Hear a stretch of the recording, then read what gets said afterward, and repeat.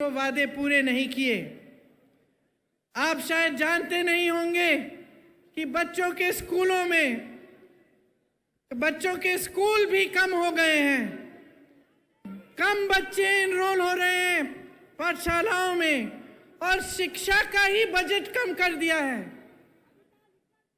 हाँ, आप सोचिए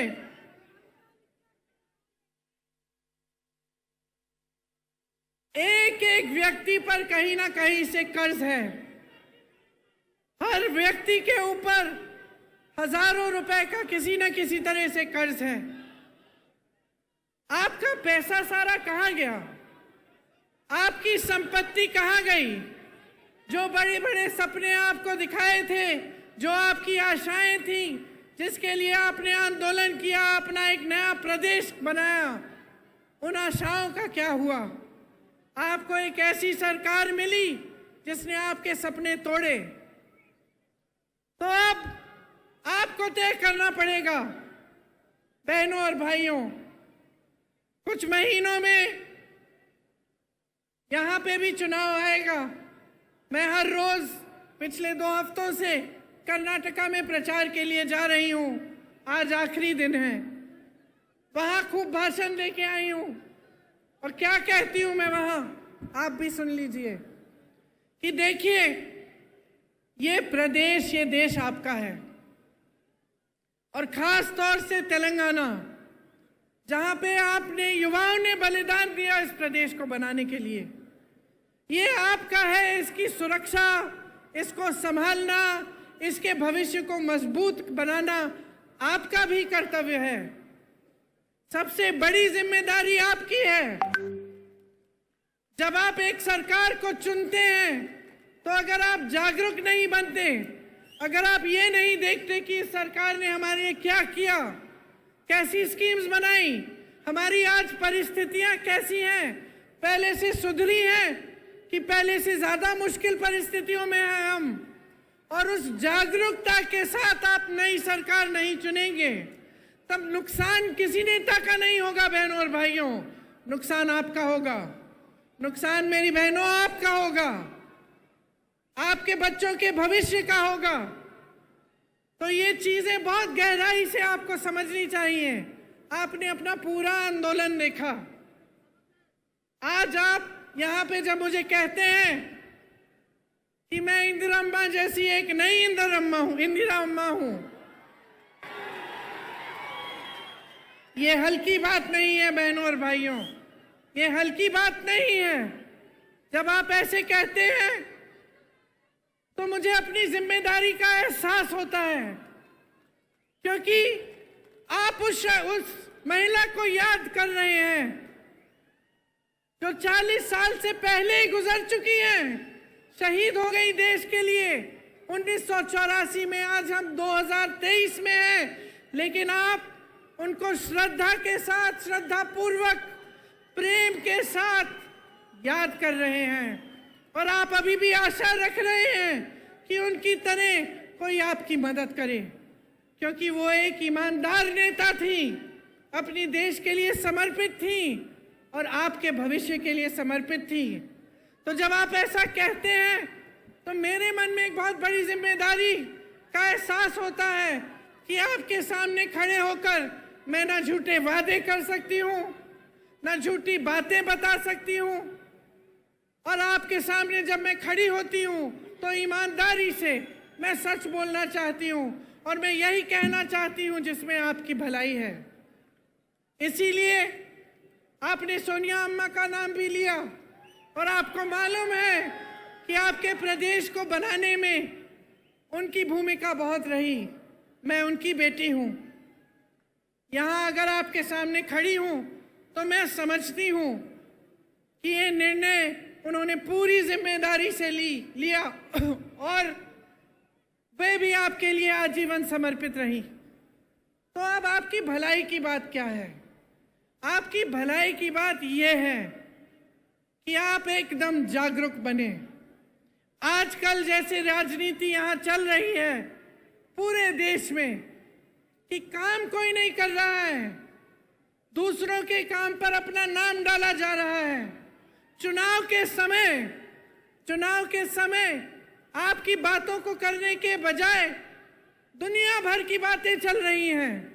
धर्म के नाम पर, जाति के नाम पर आपको गुमराह किया जाता है, आपके जज्बातों को उभारा जाता है ताकि आपका वोट मिल जाए, सत्ता मिल जाए, और उसके बाद कोई काम करने की जरूरत नहीं है, क्योंकि 5 साल बाद फिर से आपके जज्बातों पर वोट मांगेंगे, अपने काम पर वोट नहीं मांगेंगे, विकास पर वोट नहीं मांगेंगे। ये जो bye bye Modi, bye bye KCR आपने लिखा है, अगर आप सचमुच बाय बाय चाहते हैं तो अपनी जिम्मेदारी को समझिए।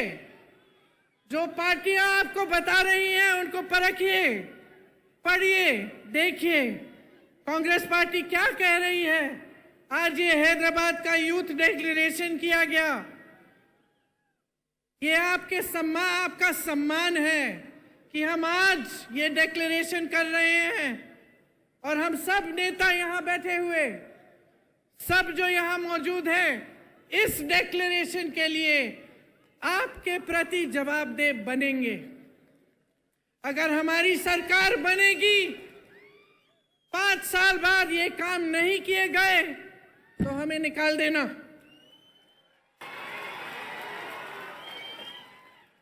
क्योंकि आज अगर हम सब ये इस मंच में बैठे हैं तो आपने बिठाया है, और इसका एहसास हम सबके दिलों में होना चाहिए। इस यूथ डिक्लेरेशन में ये कहा है हमने कि आंदोलन में शहीदों के परिवारों के लिए एक सदस्य को जरूर सरकारी नौकरी मिलेगी।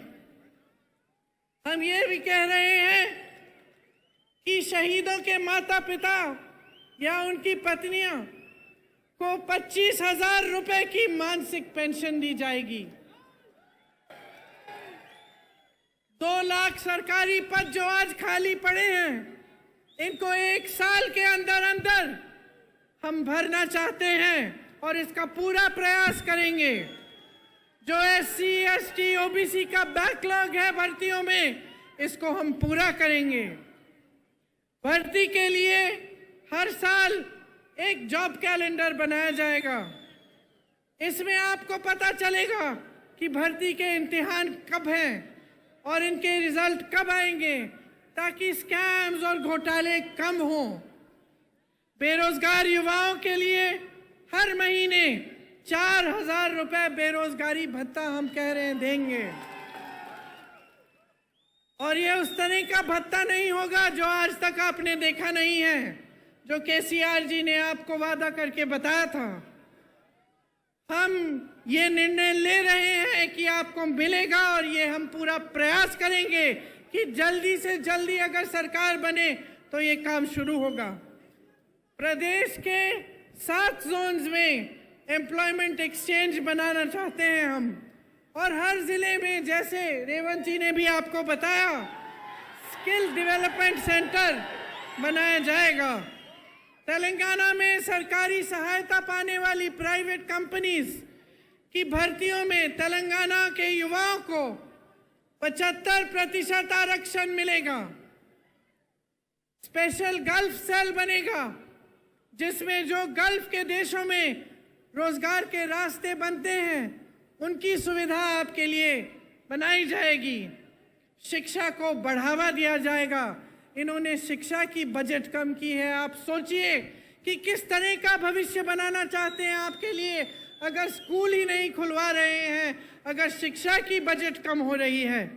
SC, ST, OBC, माइनॉरिटीज और EWS के जरूरतमंद बच्चों के लिए फीस का रीइंबर्समेंट किया जाएगा। जो 4,000 करोड़ सरकार के ड्यूज हैं वो क्लियर किए जाएंगे। खम्भम, मेडक में नई इंटीग्रेटेड यूनिवर्सिटीज बनाई जाएंगी। शिक्षा प्राप्त कर रही 18 साल से ऊपर की लड़कियों को इलेक्ट्रिक स्कूटर मिलेगा। हाँ, ये मुझे भी पसंद है, ये वाला। 4 नई ट्रिपल आईटी बनाना चाहते हैं हम, वर्ल्ड क्लास की स्पोर्ट्स यूनिवर्सिटी, ये सब काम हम करना चाहते हैं। और इसके अलावा बहुत सारी चीजें इस यूथ के जो आपने ये जो डिसीजंस लिए हैं उसमें लिखे गए हैं, आप सबको पढ़ना चाहिए और सबको अच्छी तरह से समझना चाहिए।